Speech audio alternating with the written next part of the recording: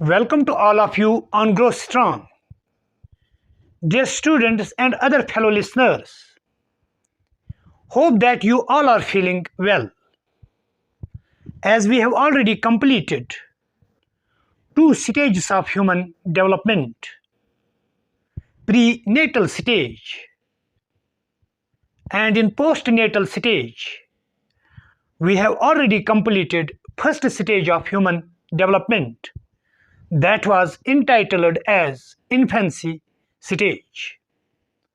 Now in today's lecture, we will focus on another important stage of human development, that is known as childhood stage. As dear students, we know that there are majorly three important postnatal stages of human development. Number one, infancy. Number second, childhood. And number third, adolescence. Now in today's lecture, we will focus on childhood stage and how childhood is different from the infancy. Now dear students, as we know that childhood is the second important stage of human development after the infancy. It starts at the age of 3 years and remains up to the age of 11 years. जैसे कि हम सब जानते हैं, infancy के बाद जो stage of human development start होता है, उस स्टेज को हम कहते हैं childhood stage. Childhood stage actually starts from at the age of 3 years. और ये कब खत्म होता है? At the age of 11 years. Keeping in view the childhood stage, it is further classified or bifurcated into two different stages. One stage is known as early childhood stage, and second stage is known as later childhood stage. Now, how early childhood stage is different from the later childhood stage? जहां तक कि early childhood stage का जिक्र है, it is that stage which starts at the age of 3 years and ends at the age of 8 years. यानी कि early childhood stage वो stage है जो बच्चे के तीसरे साल से स्टार्ट होता है. यानी कि when the child contains the age of 3 years, early childhood stage begins and it ends when the child reaches or complete 8 years of life. जब उसे 8 साल उम्र कंप्लीट हो जाती है या बच्चा 8 साल का हो जाता है, तब तक अर्ली चाइल्डहुड स्टेज कहलाया जाता है. After the 8 years, another stage starts. That stage is known as later childhood stage. Dear students, later childhood stage basically starts at the age of 9 years. ये 9 साल की उम्र से स्टार्ट होता है और 11 साल की उम्र तक चलता रहता है. तो हम नटशल में कह सकते हैं, later childhood stage starts at the age of 9 years and it ends at the age of 11 years. तो अर्ली चाइल्डहुड को मिला के लेटर चाइल्डहुड स्टेज के साथ ये चाइल्डहुड स्टेज कहलाता है. इसीलिए इनिशिएशन में हमने चाइल्डहुड स्टेज को डिफाइन और डिस्क्राइब किया. That stage which starts at the age of 3 years and ends at the age of 11 years. Dear students, it is that stage in which language development of the child takes place. जैसे कि हम सब जानते हैं, language is being considered the tool. So with the help of language, the child is able to explore physical and cultural environment. इसीलिए childhood stage जो है ये डिफरेंट है इन्फेंसी स्टेज से, क्योंकि इन्फेंसी स्टेज में बच्चे में लैंग्वेज डेवलपमेंट नहीं होती है. The child is not able to speak, क्योंकि लैंग्वेज जो है it is directly proportional to the biological maturity.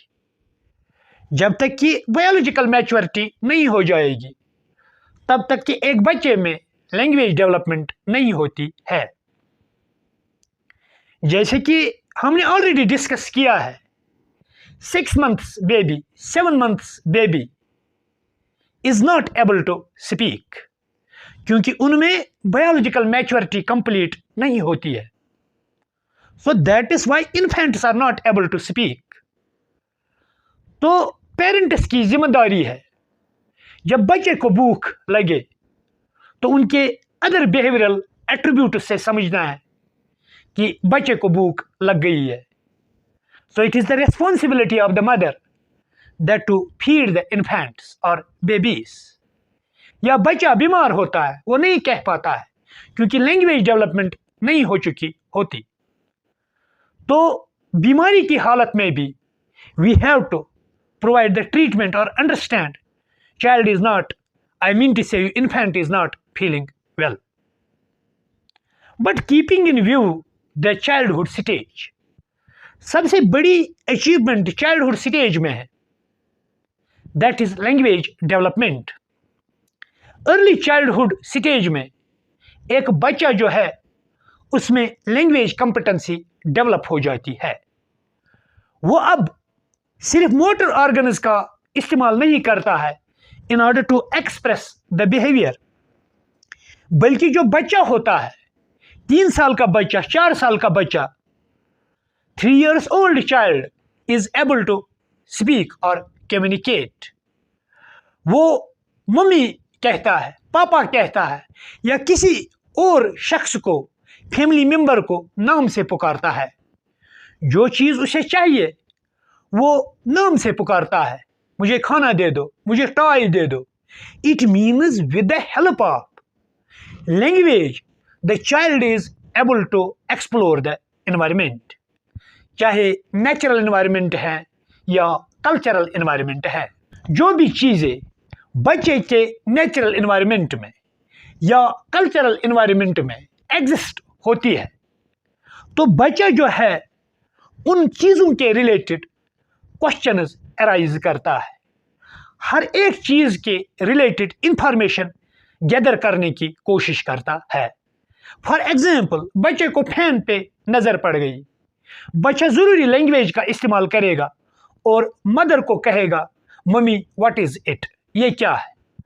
तो उस वक्त रेस्पॉन्सिबिलिटी है पेरेंट्स की, जब भी कोई बच्चा जो है वो क्वेश्चन रेज करे तो हर एक सवाल का जवाब देना चाहिए.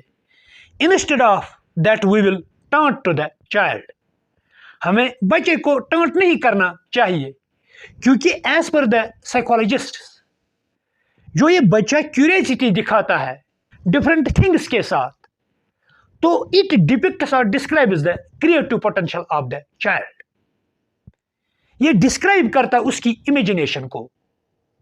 बच्चे को फैन के बावजूद किसी और चीज पे नजर पड़ती है, इलेक्ट्रिक पोल पे, किसी भी चीज पे, ट्रैक्टर पे, गाड़ी पे, घोड़े पे, किसी दरख्त पे, किसी डिफरेंट फ्रूट पे, तो वो हर एक चीज के रिलेटेड इंफॉर्मेशन गैदर करना चाहता है. वो एक्सप्लोर करता है बाय मीन्स ऑफ लैंग्वेज, जो उसे एज के साथ डेवलप हो जाती है. इसीलिए अधिकतर क्वेश्चन पूछा जाता है, लैंग्वेज कॉम्पिटेंसी बच्चे को कब डेवलप होती है, specially in the early childhood. और आहिस्ता आहिस्ता से लैंग्वेज में भी बहुत स्ट्रेंथ आती है, वो कॉम्प्लेक्स सेंटेंस बनाता है। अब ये लैंग्वेज जो है ये बच्चे में महदूद सिर्फ कल्चरल इन्वायरमेंट या नेचुरल इन्वायरमेंट को एक्सप्लोर करने ही में नहीं, बल्कि child is able to use the language for writing purposes, for reading purposes. वो रीडिंग के लिए इस लैंग्वेज को यूज करता है, या उसे कुछ लिखना होता है वहां पर भी वो लैंग्वेज यूज करता है। जैसे कि we have good knowledge about the non verbal language और verbal language. Verbal language is that language which is either in written form और इन स्पोकन फॉर्म, और जो नॉन वर्बल लैंग्वेज है that is in symbolic form. जो non verbal language है that is based on signs and symbols. Signs and symbols से हम समझते हैं ये पर्टिकुलर साइन क्या डिपिक्ट करती है। फॉर एग्जाम्पल किसी जगह डेंजर की साइन होती है, that is non verbal language, तो हमें पता चलता है कि हमें आगे नहीं जाना चाहिए क्योंकि यहाँ पर साइन डेंजर की है। या हम रोड क्रॉसिंग करते हैं, वहाँ पर लाइन्स होती है, तो उन सिंबल्स और साइन से हमें पता चलता है कि किस तरीके से गाड़ी को चलाना है और किस तरीके से गाड़ी को स्टॉप करना है और कब करना है। So simply we can say that childhood stage is that stage in which the language development of the child takes place. Now, dear students, we will focus on various major characteristics of childhood stage. So far as the various characteristics of childhood stage are concerned, first characteristics of childhood stage are physical development. Physical development in early childhood includes gross and fine motor skills.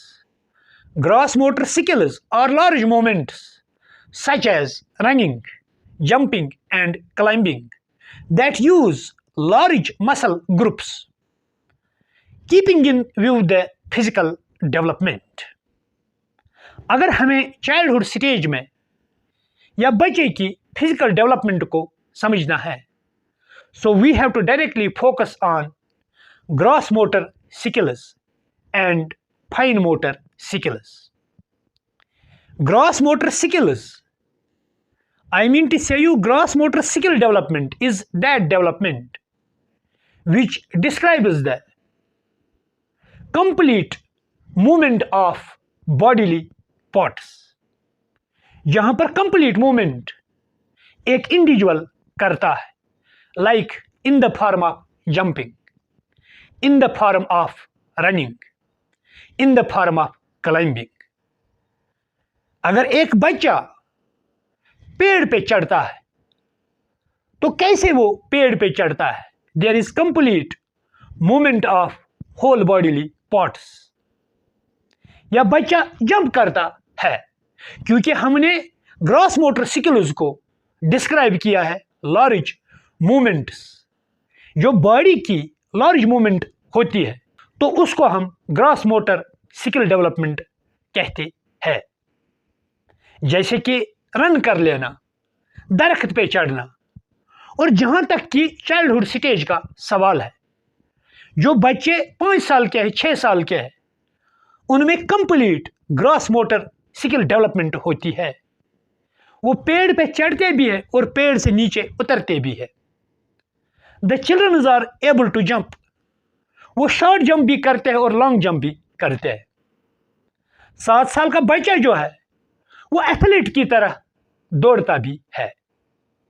So this includes the gross motor skill development. While as on the other hand, there is another physical growth and development that is known as fine motor skill development. Fine motor skill development means small movements such as buttoning, zipping, feeding that requires hand strength and dexterity, यानी कि जब body में small movements होते हैं, for example wrist movement, हम जब wrist की movement करते हैं या बच्चा जब रिस्ट की मूवमेंट करता है तो इसे कहते हैं फाइन मोटर स्किल डेवलपमेंट। बच्चा जो है उसमें कैपेसिटी और कैपेबिलिटी है बटनिंग की, अपनी शर्ट के बटन्स को बंद करना, that comes in the domain of fine motor skill development. या जिपिंग या डेक्स्ट्री हम कह सकते हैं। डेक्स्ट्री मीन्स यानी कि मूवमेंट ऑफ द हैंड, वो किस तरीके से हाथ का इस्तेमाल करता है। सो नटशल में हम कह सकते हैं जो ग्रॉस मोटर स्किल डेवलपमेंट है that is the large movements, well as जो फाइन मोटर स्किल मूवमेंट है दैट इज स्मॉल मूवमेंट। अगर हम होल चाइल्डहुड पीरियड पे नजर डालेंगे, between the ages of 3 to 8 years, children's advanced motor skills quickly and gain the ability to jump, crawl, climb and dress. जो बच्चे हैं उनमें मसल स्ट्रेंथ हो जाती है एज के बढ़ने के साथ साथ। जैसे कि हमने ऑलरेडी कंपैरेटिव एनालिसिस की है इन्फेंसी पीरियड और चाइल्डहुड पीरियड में। इन्फेंसी पीरियड में यानी कि स्ट्रेंथ नहीं होती है बच्चे के मसल्स की, इन्फेंट के मसल्स की, but on the other hand जो चाइल्डहुड स्टेज है यहां पर मसल स्ट्रेंथ ज्यादा होती है as compare to the infancy. Infant 6 महीने का जंप नहीं कर सकता है, वो खड़ा नहीं हो सकता है, रनिंग की तो बात ही नहीं है। But when we'll take example of childhood stage, चाहे हम 5 साल के बच्चे की बात करेंगे, 6 साल के बच्चे की बात करेंगे या 8 साल तक, बखूबी अपनी मसल्स का यूज एक चाइल्ड कर पाता है। वो सिर्फ ड्रेस ही नहीं पहनेगा, how to colour the clothes. Apart from these activities the child is able to walk and jump. उसमें एबिलिटी है जंप करने की, वॉक करने की, क्योंकि मसल्स चाइल्डहुड स्टेज में बहुत स्ट्रांग और डेवलप हो जाते हैं। Apart from it the childs are able to draw and write. अगर हम इन्फेंट के हाथ में जो 8 महीने का है या 1 साल का है वो लिख नहीं पाता है, क्योंकि इन्फेंट में प्रॉब्लम हो जाती है, वो पेंसिल को ग्रिप नहीं कर पाता है, how to hold the pencil. Drawing की तो बात ही नहीं है। लेकिन in comparison to the infancy period जो चाइल्डहुड स्टेज है तो बच्चा आराम के साथ पेंसिल को होल्ड भी करता है and knows betterly how to write. उसे हम कहेंगे कोई पिक्चर बनाओ, कोई ड्राइंग कर लो, तो जो 6 साल या 7 साल का बच्चा है वो आराम के साथ ड्राइंग भी करता है, क्योंकि मसल जो होते हैं चाइल्ड की उनमें एडवांसमेंट होती है, इंप्रूवमेंट होती है, स्ट्रेंथ होती है, मसल कोऑर्डिनेशन होती है, and it is not possible during the infancy. So we have always keep it in the mind, muscle development and improvement childhood stage में ज्यादा होती है as compare to the infancy. The 2.5 inch height increases each year in childhood stage. जहां तक कि अब height का सवाल है, height means increase of the shape size and the body, और round about 2.5 inch per year बच्चे की हाइट बढ़ जाती है। When it comes to the weight, जहां तक कि अब वेट का सवाल है, जो चाइल्डहुड स्टेज में बच्चे हैं वो कितना वेट गेन कर पाते हैं per year, round about 2 to 3 kg। हर साल 2 से लेके 3 kg तक वेट इंक्रीज होता है और कंटिन्यूअसली ये सिलसिला प्यूबर्टी तक जारी रहता है। जैसे कि हम सब जानते हैं puberty age is that age in which the sexual characteristics develops in an individual, और जो स्टेज हमें आगे पढ़ना है कि कब सेक्सुअल कैरेक्टरिस्टिक्स डेवलप हो जाते हैं, especially during the adolescence period. The physical development in childhood stages include cephalocaudal and proximodistal development. दो तरीके की डेवलपमेंट है चाइल्डहुड स्टेज में। एक को कहते हैं हम सेफेलोकॉर्डल डेवलपमेंट और दूसरे को कहते हैं हम प्रॉक्सिमोडिस्टल development. Dear students, what is cephalocaudal and how cephalocaudal development is different from the proximodistal development? Cephalocaudal development is that development in which the development starts from the head and ends at the toe, यानी कि sir से लेके पाँव तक जो development होती है that is known as cephalocaudal development। और बच्चा जो है इसीलिए वो पहले हेड को यानी कि अपवर्ड डायरेक्शन में रखता है और अच्छी तरीके से मसल कोऑर्डिनेशन बनाता है और उसके बाद वो लिम्ब्स जो है, टांगे जो है, वो कंट्रोल कर पाता है।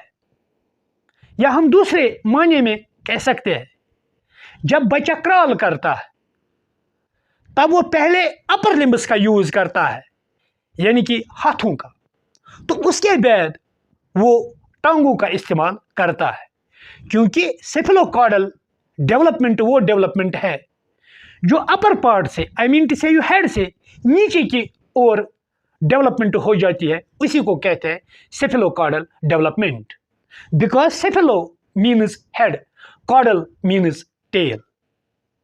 जब हम डेरिवेटिव मीनिंग डिस्क्राइब करते हैं सेफेलोकॉर्डल की, सेफेलो मीन्स हेड, हेड से स्टार्ट होती है,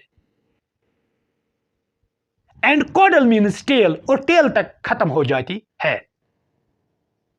इसीलिए अपर पार्ट्स ऑफ बॉडी की जो है वो पहले इनकी डेवलपमेंट होती है as compare to the lower parts. So there is another development that is known as proximodistal development. What is proximodistal development? Dear students, proximodistal development means center के portion से, सेंटर के पोर्शन से development start होती है, फिर outer regions में development start हो जाती है या खत्म हो जाती है, सेंटर से लेके आउटर रीजन्स तक। इसीलिए सेंटर की जो core muscles of the body जो है, those are very much strong as compare to the outer regions. तो उसमें ट्रंक मसल्स आती है, उसमें एब्डोमेन मसल्स आती है, स्टोमिक मसल्स आती है, these are very much strong, या पेल्विस मसल्स आती है, these are all called the core muscles of the body. While as उसके बाद जो आउटर रीच की मसल्स है, लाइक फीट की मसल्स और हैंड्स की मसल्स।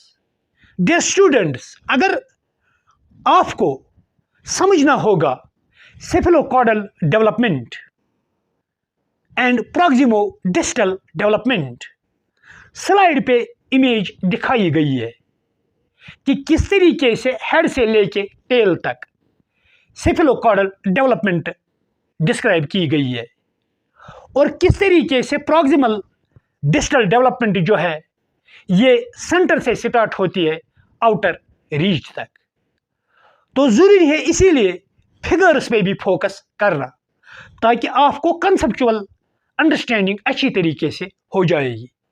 बार बार मैं ये रिपीट करता हूँ और करूँगा almostly wire I felt the need, क्योंकि अगर आप प्रीवियस पेपर्स देखोगे, स्पेशली द कॉम्पिटिटिव एग्जाम्स, जो कॉम्पिटिटिव एग्जाम्स नेट या सेट के कंडक्ट हो गए हैं 14 से आगे, उनमें सेफेलोकॉर्डल डेवलपमेंट एंड प्रॉक्सिमोडिस्टल डेवलपमेंट के रिलेटेड डायरेक्ट क्वेश्चन पूछा गया है।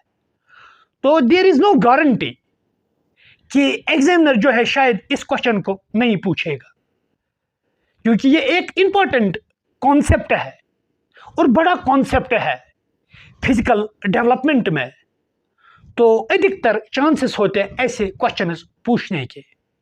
So you must and ought to be very much strong in terms of conceptually.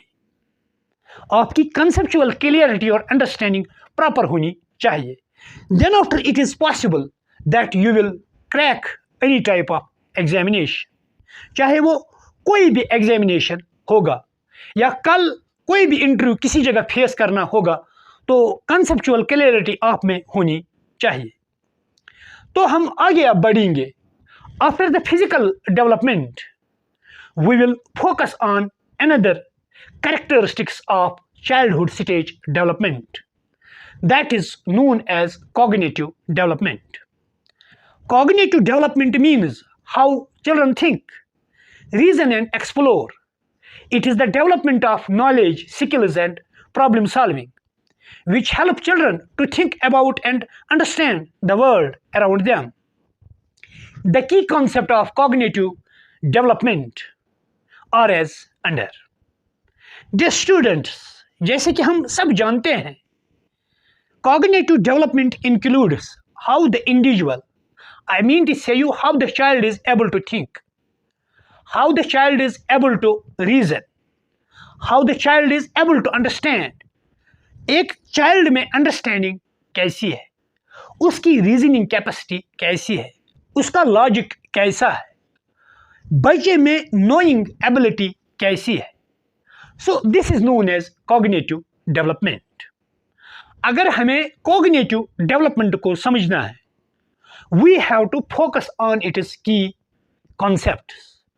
जो पहला की कॉन्सेप्ट कॉग्निटिव डेवलपमेंट का है, that is perceptual development.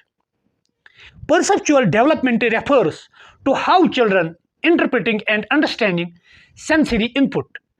Perception allows children to adopt and interact with their environment through the use of their senses. Children are born with the ability to see, hear, smell, taste and touch. As we know that perception simply means interpretation of the senses. When we will interpret, I mean to say you when the child interprets the sensory organs, चाहे हम sense of sight की बात करेंगे, sense of smell की बात करेंगे, sense of taste की बात करेंगे या sense of vision की, क्योंकि हर एक sense जो है बच्चा इस्तेमाल करता है. Child is interpreting various sensory organs in order to explore the environment. Environment को समझने के लिए बच्चा जो है वो बखूबी अपनी सेंसेस का इस्तेमाल करता है. फॉर एग्जाम्पल, अगर आप बच्चे को डिफरेंट कलर्स दिखाओगे और बच्चे में नॉलेज है कलर्स के रिलेटेड, जो ही आपने बच्चे को रेड कलर दिखाएगा वो डेफिनेटली कहेगा इट इज रेड कलर. आपने बच्चे को व्हाइट कलर दिखाया, वो कहेगा व्हाइट कलर है. Because senses are called the gateways of knowledge. The child is able to interpret how red color is different from white color. बच्चे में अगर knowledge है about the various fruits or trees, जब आप दो fruits उसे दिखाओगे, child is able to discriminate between the apple fruit and mango fruit. Otherwise mango भी fruit है, apple भी fruit है, लेकिन दोनों फ्रूटों में वो डिस्क्रिमिनेशन करेगा, फर्क जानेगा on the base of taste, on the base of colour, on the base of texture. यह साउंड जो है कि कौन सा बर्ड कौन सी साउंड निकालता है, कौन सा एनिमल कौन सा साउंड निकालता है, यानी कि जो भी नॉलेज एक बच्चा गेन करता है, that is with the result of sensory organs. Apart from it, जब बच्चा किसी चीज को छूता है, वो कहता है इट इज हॉट, क्योंकि गर्म और सर्द की उसे पहचान होती है with the help of sensory organ, that is known as sense of touch. हर एक चीज के रिलेटेड नॉलेज वो गेन करता है by using the various sensory organs. Lemon आप बच्चे को काट के दोगे, वो कहेगा Lehman because it is sour in taste. Chocolate it is sweet in taste. Salt, it is salt in taste. With the help of sensory organ known as sense of taste. So nutshell में हम कहते हैं कि जो बच्चे हैं उनमें perceptual development होती है। Number second, concept formation. As children grow and develop they form concepts through the interactions with others and from experiences. Young children generally form concepts through the use of their senses. Through their senses of touch, smell, sight, hearing, and taste, children take in formation. When children look around their environment, they gain a sense of size, weight, and shape. जैसे कि हम सब जानते हैं, there is close connectivity between the senses and concept formation. बच्चे में अगर concept formation develop होती है, it is result of senses, क्योंकि senses से वो interact करता है with the others. किस तरीके से एक बच्चा जो है that interacts with others and gains the experience. जहां तक कि यंग चिल्ड्रंस की बात हम करेंगे, अगर यंग चिल्ड्रन को हम दरख्त दिखाएंगे, मान लो बच्चे में कॉन्सेप्ट है एप्पल ट्री का, क्योंकि उसने अपने इन्वायरमेंट में एप्पल ट्री को देखा, अपने टीचर से हासिल की है इंफॉर्मेशन अबाउट एप्पल ट्री, या पेरेंट्स ने उसे दिखाया ये एप्पल ट्री है, तो वो एप्पल ट्री की इमेज उसके माइंड में बन जाएगी. Because concept formation, I mean to say you concept remains in the form of mental image. ये mental image की सूरत में इसके दिमाग में रह जाएगा. अब 2-3 महीने के बाद या 1 साल के बाद आपको मौका मिला बाहर जाने का, आप कश्मीर से बाहर चले गए, दिल्ली चले गए, यूपी चले गए, किसी और स्टेट में चले गए जहां पर और दरख्त है. अब बच्चे ने वहां पर मैंगो ट्री देखा, लेकिन मैंगो ट्री के रिलेटेड बच्चे को इंफॉर्मेशन नहीं है. बच्चे ने अपने इन्वायरमेंट में सीखा है कंसेप्ट, उसके दिमाग में है पिक्चर किस चीज की, एप्पल ट्री की. If the child is not able to say it is apple tree, अगर वो मैंगो ट्री को एप्पल ट्री नहीं कह सकता है या मैंगो ट्री भी नहीं कह पाता है, कम से कम बच्चा कहेगा देयर इज द ट्री, क्योंकि मैंगो ट्री और एप्पल ट्री में सिमिलरिटीज है, कम से कम वो ट्री कह सकता है. Because concept of the tree remains in the form of mental image. बच्चे को जो ही आपने एप्पल दिखाया वो कहेगा ये एप्पल है, ये मैंगो है, क्योंकि मैंगो की पिक्चर, एप्पल की पिक्चर, किसी फ्रूट की पिक्चर, किसी इंसान की पिक्चर, किसी एनिमल की पिक्चर, हर एक चीज की पिक्चर जो है उसके माइंड में रहती है. So second important cognitive character is the concept formation. और concept formation डेवलप करने के लिए वो भरपूर अपने सेंसेस का इस्तेमाल करता है. That is why जो concept formation होती है ये हाईली डेवलप होती है, यानी कि चाइल्डहुड स्टेज में as compare to the infancy stage. Infancy stage में बच्चों में कॉग्निटिव डेवलपमेंट उतनी नहीं होती है जितनी कि चाइल्डहुड स्टेज में होती है, क्योंकि due to the least cognitive development. जैसे कि ऑलरेडी जीन पियाजे ने भी कहा है, जो बच्चे का पहला साल या पहला 1.5 या 2 साल होते हैं उसमें लीस्ट कॉग्निटिव डेवलपमेंट होती है, इसीलिए बच्चा वहां पर अपने बिहेवियर को एक्सप्रेस करता है with the help of motor organs. लेकिन बच्चा जब बड़ा हो जाता है, 2 साल से आगे चला जाता है, 3 साल का, 4 साल का, उसमें ना सिर्फ कॉन्सेप्ट फॉर्मेशन डेवलप होती है बल्कि वो अपनी सेंसेस का इस्तेमाल सही तरीके से कर सकता है.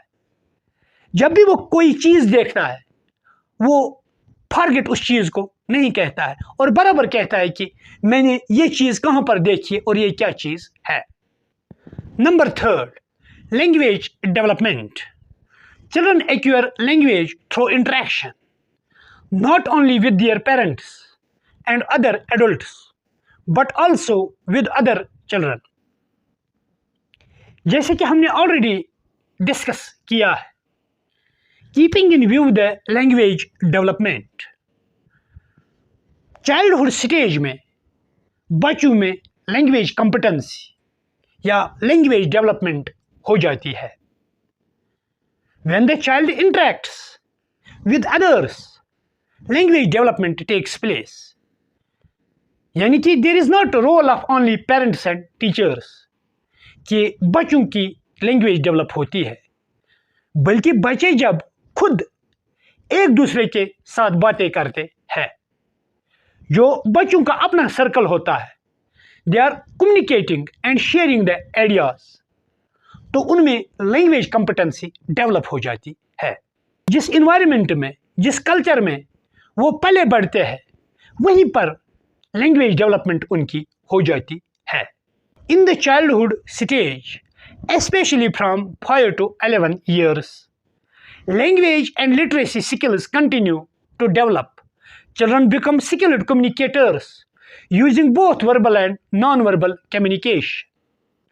जब हम बच्चों की बात करेंगे, especially वो बच्चे जिनका age bar in between 5 to 11 years है, उनमें लैंग्वेज कॉम्पिटेंसी जो है वो लिटरेरी वर्कों में भी इस्तेमाल हो जाती है।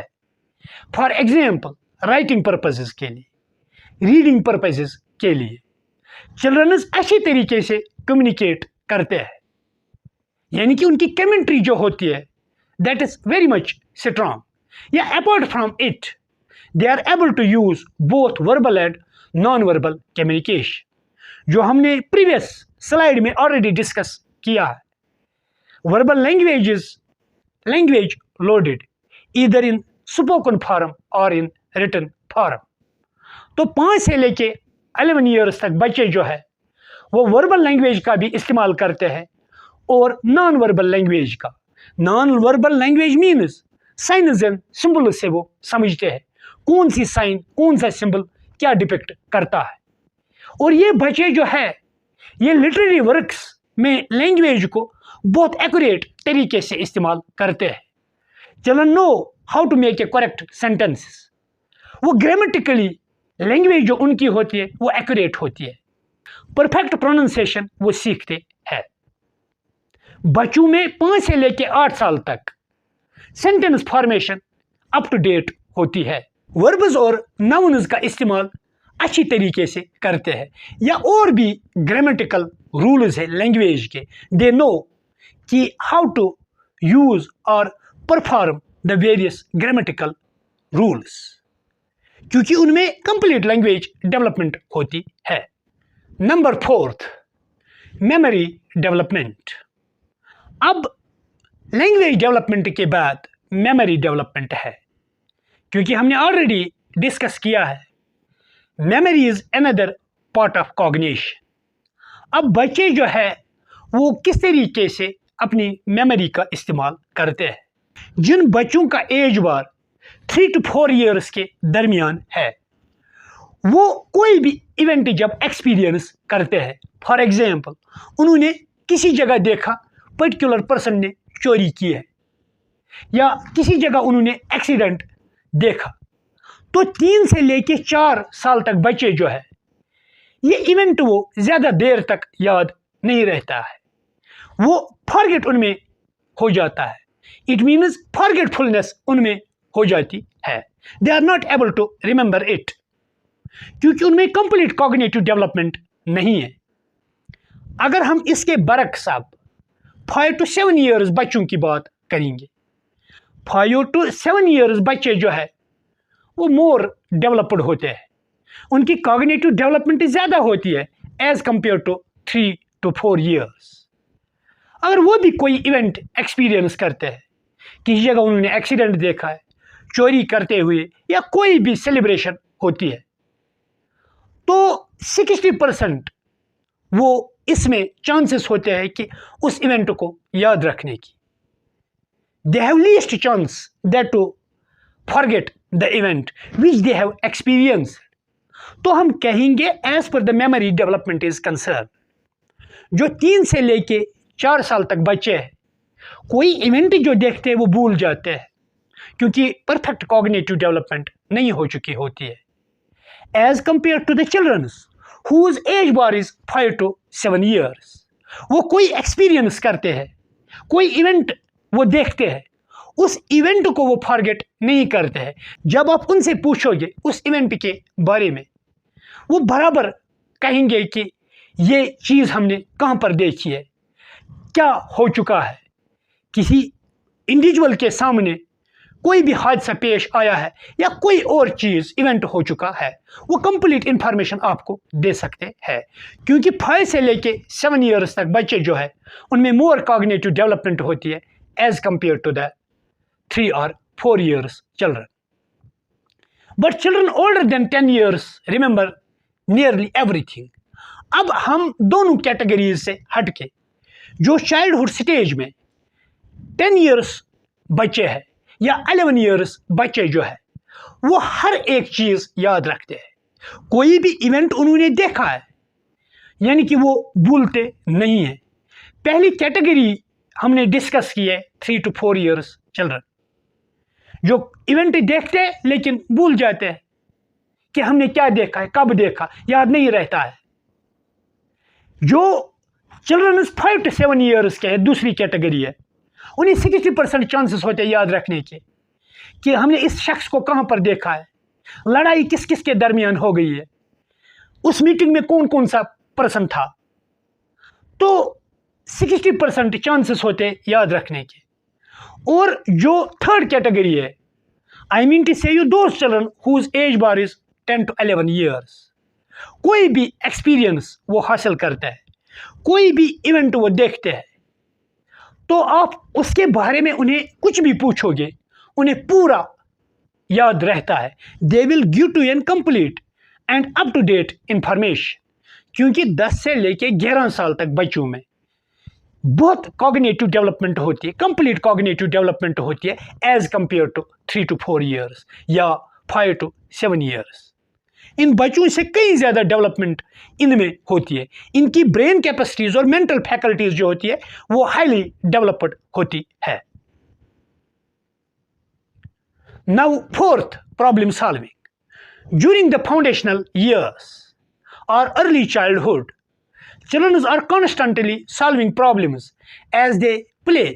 For example, children resolving a fight over the same toy, reaching a ball that is stuck in the tree, tying or untying a shoe, making up rules for a new game. जहाँ तक कि problem solving, जैसे कि we know that problem solving means when the child is able to solve one's own problem. जब हम कोई भी problem बच्चे को देते हैं तो हम कैपेसिटी देखते हैं, कैपेबिलिटी देखते हैं, बच्चा इस प्रॉब्लम को सॉल्व करेगा कि नहीं करेगा। जो बच्चे जिनकी एज बार 3 to 11 ईयर्स है, especially the letter childhood stage में जो बच्चे फॉल हो जाते हैं, वो बखूबी अपनी प्रॉब्लम्स का सलूशन ढूंढ पाते हैं।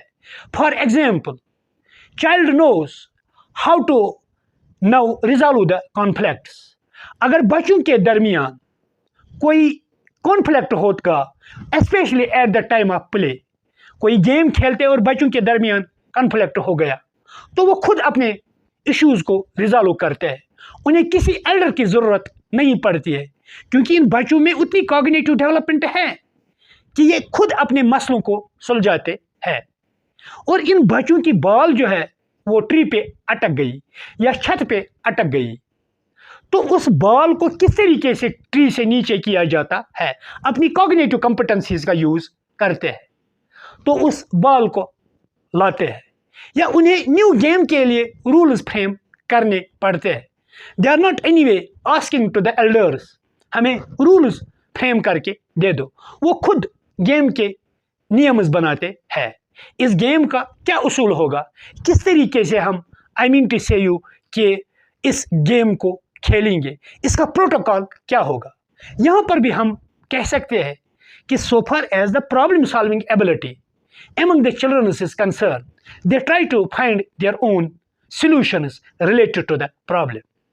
कोई भी प्रॉब्लम उन्हें दे दो, कोई भी चैलेंज वो फेस करते हैं, they know date how to deal with the challenge or simply the problem which are facing by the children whose age bar is 3 to 11 years old. Apart from it, tying and untying shoe, जूते को पहनना, जूते को निकालना, इसको tie कर लेना, ये सब कुछ उन्हें आता है. Dear students, the older children resolve the issues in friendship, finding the best way to study for a test, solving riddle, solving mathematical problems, etc.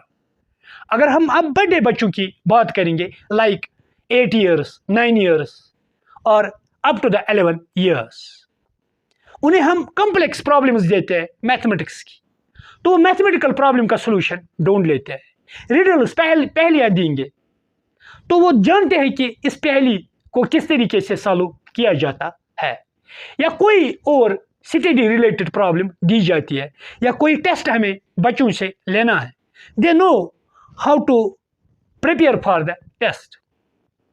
I mean to say you, जो older children है, they are enough capable, they are enough competent how to solve the problems related to their studies.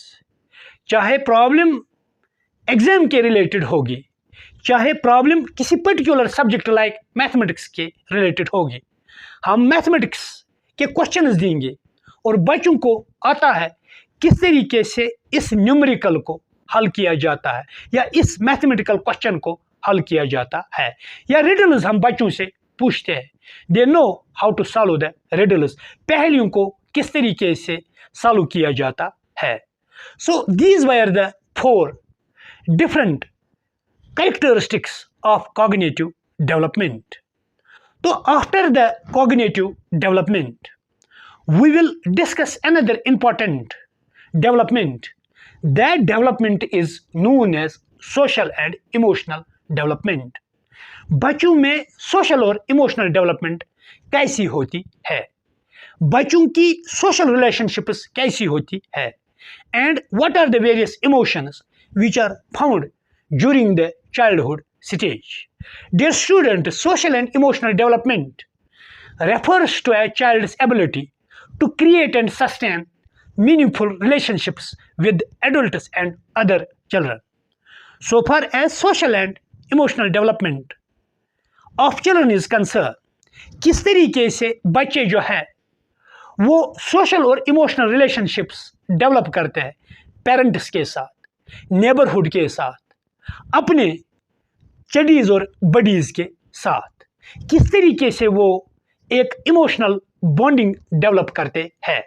जैसे कि हम बखूबी जानते हैं कि children love their parents, और चिल्ड्रन जो होते हैं वो एम्पैथेटिक सिर्फ पेरेंट्स के रिलेटेड नहीं होते हैं, बल्कि एक बच्चा जो है, चाहे हम 4 साल के बच्चे की बात करेंगे, 8 साल के बच्चे की बात करेंगे, they know how to be the empathetic to the friends and other persons like the teachers. They build the strong relationships. इस पीरियड में स्ट्रॉन्ग रिलेशनशिप्स बच्चों और बच्चों के दरमियान होती है, बच्चे और टीचर के दरमियान होती है, बच्चे और पेरेंट्स के दरमियान होती है. Social emotional development is a child's ability to express, recognize and manage his her emotions as well as respond appropriately to others' emotions. Dear student, so far as socio-emotional development is concerned, जो बच्चे होते हैं वो बखूबी अपनी emotions का express कर पाते हैं, वो रिकॉग्नाइज करते हैं, मैनेज करते हैं अपने इमोशंस को और दूसरों की इमोशंस भी समझते हैं. Emotions like love, joy, empathy, sympathy, hate, anger, सब ये इमोशंस एक्सप्रेस करते हैं. The children know how to control their own emotions. अगर बच्चे को कभी कभार एंगर हो जाएगा, लेकिन वो जानता है किस तरीके से एंगर को कंट्रोल किया जाता है. बच्चे को गुस्सा आप दिलाओगे, लेकिन वो जानता है किस तरीके से गुस्से को काबू किया जाता है, कंट्रोल किया जाता है. उनमें सोशो इमोशनल डेवलपमेंट अच्छी होती है जो बच्चे 3 to 11 ईयर्स के होते हैं. कोई भी पॉजिटिव इमोशन या नेगेटिव इमोशन है, the children know how to manage and control their emotions. Children continue to experience a wide range of emotions, for example, affection, frustration, fear, anger, sadness. Keeping in view the children, वो continuously environment में experience करते हैं emotions, especially the emotion of fear. Specially the emotion of anger, sadness, affection. सब ये emotions वो experience करते हैं। जो चिल्ड्रंस है they have affection first with their care givers, जिनको पेरेंट्स भी कहते हैं। पेरेंट्स के बाद वो अफेक्शन रखते हैं अपने दोस्तों के साथ, क्लासमेट्स के साथ, टीचर्स के साथ। या चिल्ड्रन जो है वो फ्रस्ट्रेशन के भी शिकार हो जाते हैं जब उन्हें कोई गोल अचीव नहीं होता है। फॉर एग्जाम्पल, टीचर ने बच्चे को कोई टास्क दिया है, मैथमेटिक्स की प्रॉब्लम दी है, टेस्ट दिया है, लेकिन वो अचीव वो नहीं कर पाता है। At that time children feel the frustrated. और टाइम के साथ साथ बच्चे जो है वो एंगर का भी इजहार करते हैं, वो एग्रेशन का भी इजहार करते हैं। अगर दो बच्चों में झगड़ा हो जाता है तो दोनों बच्चे जो है वो एग्रेशन का इजहार करते हैं। So both positive emotions and negative emotions are experienced by the children. At this point in development, caregiver should support children how to control their emotions। तो यहां पर जिम्मेदारी बनती है टीचर्स की, पेरेंट्स की। जब भी negative emotions in the form of sadness, aggression, frustration बच्चे पे हावी हो जाएंगी, तो उस वक्त बच्चे को सपोर्ट करना है। वो सपोर्ट टीचर भी देना चाहिए, पेरेंट्स भी देने चाहिए, एल्डरली मेंबर्स भी देने चाहिए। किस तरीके से अपनी नेगेटिव इमोशंस को कंट्रोल किया जाता है। How the children will control the emotions, there must be the role which should be performed by the parents and teachers. Dear student, social और इमोशनल डेवलपमेंट बच्चों में जरूरी है। Why social and emotional development is significant for the children. क्यों हमें ज़रूरी है बच्चे में सोशल डेवलपमेंट करनी या इमोशनल डेवलपमेंट करनी? क्योंकि ओवरऑल साइकोलॉजिकल वेलबींगनेस पॉसिबल नहीं है। बच्चा अपने एम्स और ऑब्जेक्टिव्स को फुलफिल नहीं कर सकता है। बच्चा जो है वो किसी भी अचीवमेंट को हासिल नहीं कर सकता है। बच्चा फुल पोटेंशियल पे नहीं पहुंच सकता है without the social and emotional development. इसीलिए फर्स्ट लेक्चर में मैंने ऑलरेडी डिस्क्राइब किया है कि जो वेस्टर्न और यूरोपियन सोसाइटीज़ है, उनकी सोसाइटीज़ और हमारी सोसाइटीज़ में आसमान और ज़मीन का फ़र्क है। उनके एजुकेशन सिस्टम और हमारे एजुकेशन सिस्टम में बहुत बड़ा फ़र्क है। And one of the main important differences, जो यूरोपियन और वेस्टर्न सोसाइटीज़ है, they focus on emotional and social development of the child. वो बचपने में बच्चे की इमोशंस को चैनलाइज करते हैं और प्रॉपर डायरेक्शन में करते हैं। लेकिन हमारे एजुकेशन सिस्टम में इस चीज में पूरी तरीके से फोकस नहीं किया जाता है। How we will channelise the emotions of the children. क्योंकि जब तक कि बच्चों में कंप्लीट सोशल डेवलपमेंट या इमोशनल डेवलपमेंट नहीं हो जाएगी, तब तक अचीवमेंट पॉसिबल नहीं है। जो वो बच्चे हैं they feel frustrated and maladjusted. So there is the responsibility of both parents and teachers. The teachers and parents should play an important role in order to socialize the child perfectly and also channelize the emotions of the children, चाहे positive emotions है या negative emotions है। क्योंकि उनकी personality जो है वो defective रह जाएगी और सिर्फ वो अचीवमेंट्स को हासिल नहीं कर पाते हैं। इमोशनल इंस्टेबिलिटी की वजह से सिर्फ अचीवमेंट पे ही असर नहीं पड़ता है, बल्कि it leads the child in the psychological state where the child has chance that to become victim of tension, fear, phobias, frustration, anxiety. बहुत सी साइकोलॉजिकल कॉम्प्लेक्सिटीज डेवलप हो जाती है बच्चे में, या कंप्लीटली सेंस ऑफ इनसिक्योरिटी और मॉल एडजस्टमेंट लेवल हाई हो जाती है इन बच्चों में जिनमें सोशल डेवलपमेंट की प्रॉब्लम होगी या इमोशनल डेवलपमेंट की प्रॉब्लम होगी। Now dear students, last characteristics of childhood stage, that is moral development. Moral development in childhood may be considered one of the central aspects of socialization. It is a process through which children learn to differentiate between good and bad, right and wrong. जहां तक कि अब moral development का सवाल है, moral development जो है it is being considered the central aspect of socialisation, क्योंकि मॉरल डेवलपमेंट के बगैर सोशलाइजेशन पॉसिबल नहीं है. As we know that socialisation simply means moulding and shaping the behaviour of an individual is called the socialisation. और strongest social agent जो childhood stage में है that is the mother. अगर कोई नेगेटिव बिहेवियर एक्सप्रेस करता है child, तो mother उसे मोल्ड करती है.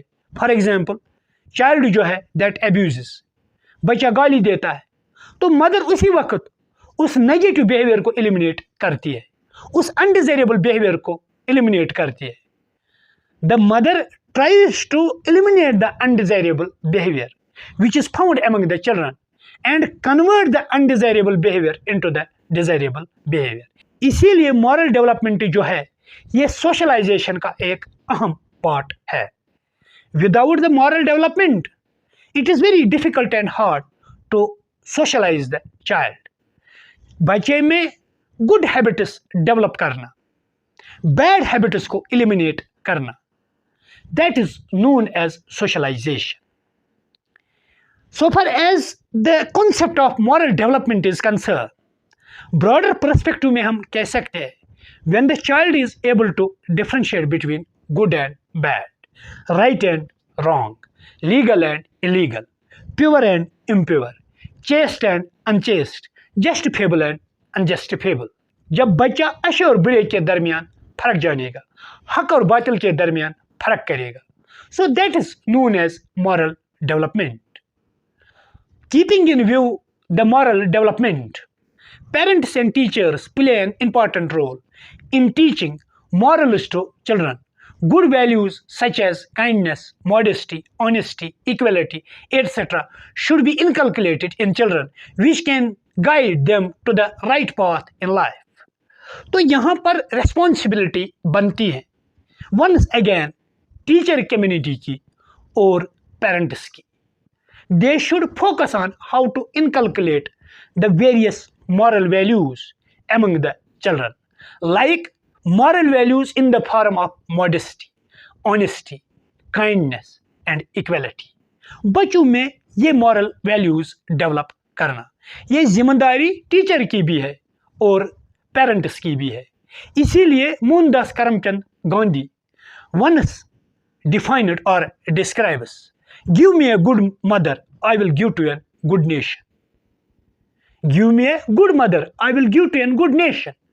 अगर आपको गुड नेशन चाहिए तो उसके लिए किरदार होना चाहिए गुड मदर का, या उसमें किरदार है एक गुड मदर का. So it is the responsibility of parents, it is the responsibility of teachers, because teachers are also called the nation builders. Without the role of teachers and without the role of parents to develop the moral values or to inculcate the moral values, it is very much difficult. So utter responsibility lies in the shoulders of both parents and teachers to develop various moral values like sympathy, honesty, work culture, transparency, accountability, ethics, kindness, honesty, equality among the children. क्योंकि equality is the biggest moral value, where the children learn do not discriminate on the basis of religion, caste, creed, color, sex, so on and so forth. So these values should be developed among the children. Dear students, तो nutshell में हम कह सकते हैं the role can be performed by both parents and teachers to develop the moral values, spiritual values among the children, so that the society will become the Xerox copy of heaven. अगर हमें अपनी society को जन्नत का नमूना बनाना है. So utter responsibility lies onto the shoulders of both parents and teachers to develop the or inculcate the moral values among the learners. Dear students, this was all about the today's lecture. आज हमने childhood stage complete किया. Now in next lecture we will focus on another important stages of human development, that is known as stage of adolescence. If you really enjoyed my lecture, kindly like, share and subscribe the channel. Thank you and grow strong.